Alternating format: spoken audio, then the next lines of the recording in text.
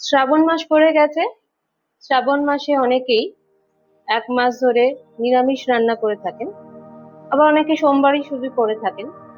তো এই সময় একটি সুস্বাদু রান্না আপনাদের সামনে অমৃতা রান্নাঘরে আমি অমৃতা করে দেখাবো।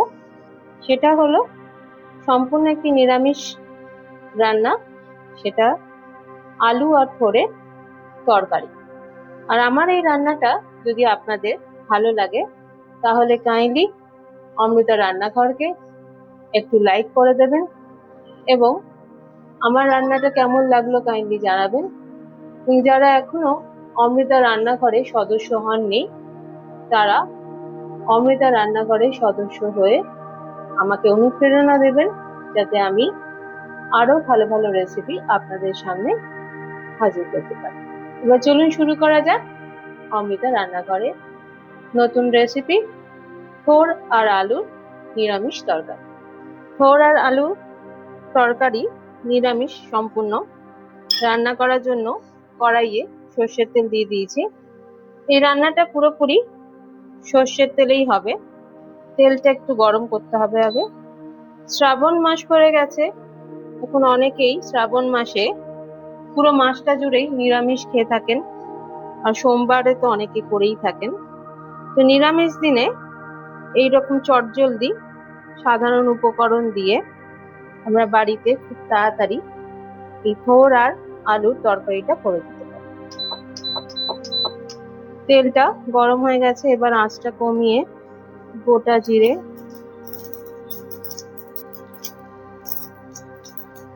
দুটো শুকনো লঙ্কা আর একটা তেজপাতা গরম তেলে দিয়ে দেবো।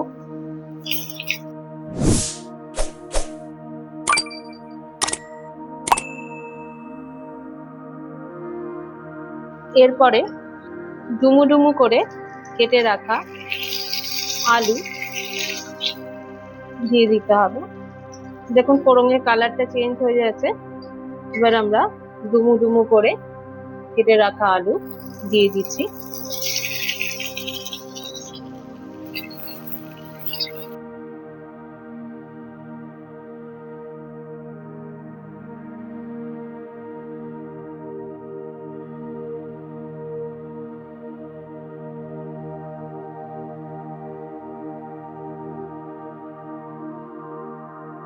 অমৃতা রান্নাঘরে যারা সদস্য আছেন তারা আশা করি জানেন খুব কম সময়ে ঘরোয়া উপকরণ দিয়ে সুস্বাদু রান্না করার চেষ্টা করি। এখন হলুদ গুঁড়ো 1/2 চা চামচ আর নুন 2 চামচ দিয়ে দেবেন। নুনটা আন্দাজ মতো দিতে হবে। এবার আলুগুলোকে লাল লাল করে ভাজতে হবে। এই ভাজাটা একটু সময় নিয়ে করতে হবে। একটু ঢেকে দিলাম, তাহলে তাড়াতাড়ি হয়ে যাবে। একটু আঁচটা সামান্য বাড়াবো। আলুটা ঢেকে ঢেকে ভাজতে হবে, আঁচ কমিয়ে বাড়িয়ে। দেখেছেন আলুটার মধ্যে একটা কালার এসে গেছে। আর একটুখানি আলুটা ভেজে তারপরে আবার মশলা দিয়ে কষাতে হবে। এবার মশলা দেওয়ার আগে সামান্য একটু জল দিয়ে দেবো, যাতে মশলাটা না পুড়ে যায়। নুন হলুদ তো আগেই দিয়ে দিয়েছি। এখন সামান্য একটু জিরে গুঁড়ো 1 চামচের মতন এবং কাশ্মীরি লঙ্কা গুঁড়ো 1 চামচ দিয়ে দিলাম। কাশ্মীরি লঙ্কা দিলে টেস্টটা খুব ভালো আসে আর কালারটাও ভালো হয়, কিন্তু ঝাল হয় না। সেই জন্য কাশ্মীরি লঙ্কা যদি আপনার একটু বেশিও হয়ে যায় তাহলে কোনো অসুবিধা নেই, কিন্তু অত্যাধিক দেবেন না, 1 চামচই যথেষ্ট। এবার আর একটু সামান্য জল দিয়ে ভালো করে কষিয়ে নিতে হবে। জলটা দিচ্ছি তার কারণ যাতে মশলাটা না পুড়ে যায়। মশলাটা পুড়ে গেলে কিন্তু টেস্টটা সম্পূর্ণ খারাপ হয়ে যাবে। খুব সামান্য উপকরণ দিয়ে খুব তাড়াতাড়ি এই রান্নাটা তৈরি করা যায়। শুধু জোগাড় করতে একটু টাইম লাগবে, বিশেষ করে থোরটা কাটতে। থোর কাটা থাকলে খুব তাড়াতাড়ি রান্নাটা হয়ে যায়। এখন অনেক জায়গায় রেডিমেড থোর কেটে বিক্রি হয়, আপনারা সেটাও নিয়ে আসতে পারেন, বা ঘরে কাটলে তো খুবই ভালো। আপনারা যদি দেখতে চান কিভাবে থোর কাটতে হয় তাহলে আমাকে জানাবেন, আমি একদিন থোর কিভাবে কাটতে হয় সেটা দেখি। আমার চ্যানেলটা যদি আপনাদের ভালো লাগে তাহলে অমৃতা রান্নাঘরকে কাইন্ডলি লাইক করে দেবেন, এবং আমার চ্যানেলের যারা এখনো সদস্য হননি তারা আমার চ্যানেলকে সাবস্ক্রাইব করে আমাকে অনুপ্রেরণা দেবেন আরো ভালো ভালো রান্না যাতে আমি ভবিষ্যতে দিয়ে আপনাদের মনোরঞ্জন করতে পারি। কেমন লাগলো আপনার রান্নাটা এটাও জানাবেন। ইতিমধ্যে অনেকেরই খুব ভালোবাসা আমি পেয়েছি, সেটার জন্য আপনাদের সবাইকে খুবই ধন্যবাদ। আপনারা যত অনুপ্রেরণা দেবেন আমারও আগ্রহ ততটাই বেড়ে যায়। খুব সুন্দর একটা গন্ধ বেরোচ্ছে। মাঝে মাঝে সামান্য একটু জল দিচ্ছি এই কারণেই যাতে মশলাটা না লেগে যায়। এবার একটু ঢেকে দেবো, ঢেকে ভালো করে কষাতে হবে, একটু আঁচটা কমিয়ে আবার একটু ঢেকে দেবো। এখন কি সুন্দর একটা কালার চলে এসছে আলুগুলোতে।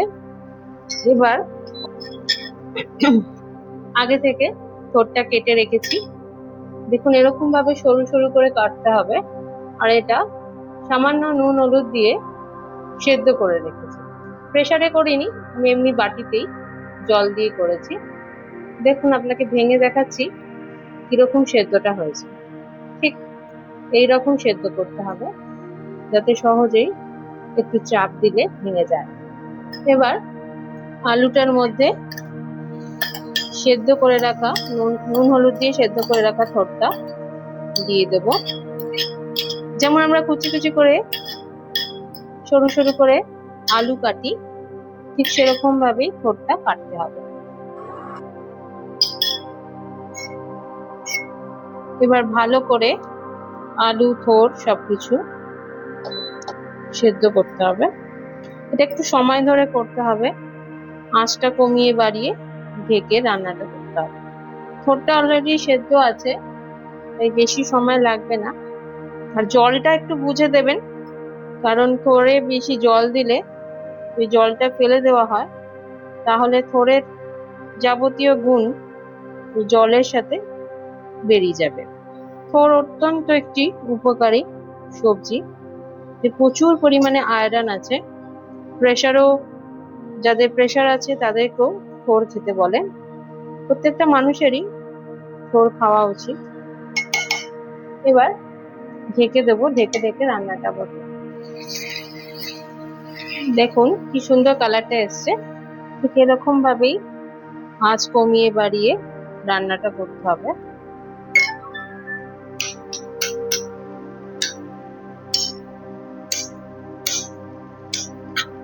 একটু চামচ দিয়ে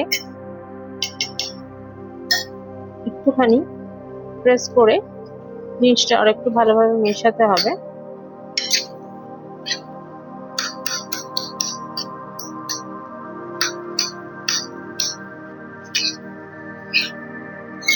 নিরামিষ কিছু কিছু রান্নায় সামান্য একটু টেস্টটা ব্যালেন্স করার জন্য মিষ্টি দিতে হয়, আর এই রান্নাটা একটুখানি ঝাল আর মিষ্টি হয়। আমি আর নুন দিইনি, কারণ থোরটার মধ্যে নুন হলুদ দিয়ে সেদ্ধ করেছি বলে, আর আলুতে নুনটা দিয়েইছিলাম। এই নুনটা আপনারা যখন দেবেন কাইন্ডলি একটুখানি বুঝে দেবেন। থোরের মধ্যে নুন দিয়ে সেদ্ধ করলে প্রথমে নুনটা আপনারা দেবেন না, টেস্ট করে নেবেন, যদি নুন লাগে তাহলে লাস্টে দেবেন।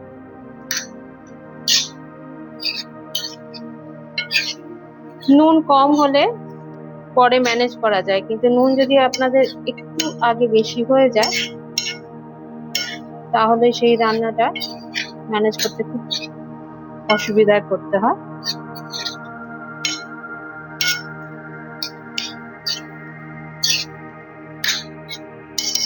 এই রান্নাটাকে আরেকটু মাখো মাখো করার জন্য, মানে বাইন্ডিংস এর জন্য, সামান্য একটু আটা ছড়িয়ে দিতে হবে। দেখুন, 1 চিমটি। তাতে কি হয়, খাবারটার বাইন্ডিংসটা খুব ভালো হয়। একটু সময় ধরে করতে হয়। আমি এরকম রান্না করতে করতে নানান ধরনের টিপস দিয়ে থাকি। যারা অমৃতা রান্নাঘরের সদস্য তারা জানেন। দেখেছেন কি সুন্দর বাইন্ডিংসটা হলো। এই সামান্য একটুখানি আটাতে জলগুলো সব শুষে গেল। ভালো করে কষিয়ে নিতে হবে, নয়তো আটার গন্ধ বেরোবে। এখন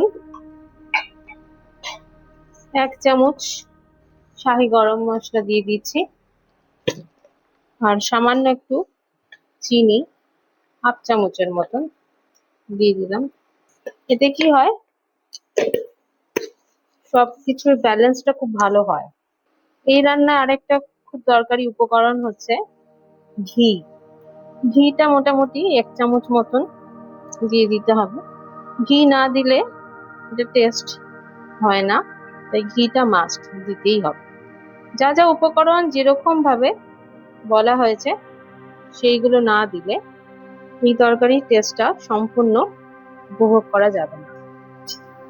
দেখতে অত্যন্ত সিম্পল মনে হলেও আপনারা এরকম ভাবে করে খাবেন বাড়িতে, তাহলে বুঝবেন কতটা টেস্টি হয়।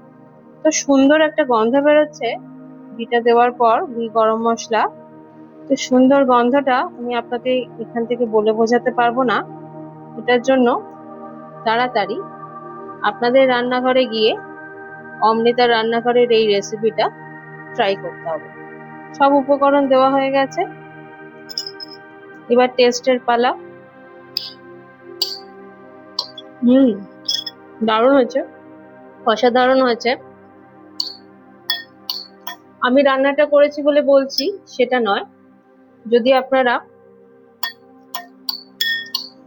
এই রান্নাটা কেমন হয়েছে জানতে চান, তাহলে এক্ষুনি আপনাদের রান্নাঘরে গিয়ে এটা বানাতে হবে। নিরামিষ দিনে এরকম একটা নিরামিষ রান্না পেলে আর কিছু লাগবে না। বিশেষ করুন, দারুণ হয়েছে, দারুণ হয়েছে। আজকের মতো আমার রান্নাটা এই পর্যন্তই। আপনাদের যদি অমৃতা রান্নাঘরে রান্না পছন্দ হয় তাহলে কাইন্ডলি আমার রান্নাঘরকে একটু লাইক করে দেবেন, এবং যারা এখনো আমার রান্নাঘরের সদস্য হননি তারা অমৃতা রান্নাঘরকে সাবস্ক্রাইব করে আমার পাশে থাকবেন। আর আপনাদের কমেন্টস দিয়ে আমাকে উৎসাহ দেবেন যাতে আমরা আরো নতুন নতুন রান্না আপনাদের কাছে পরিবেশন করতে পারি। আজকের মতো এই পর্যন্তই। নমস্কার।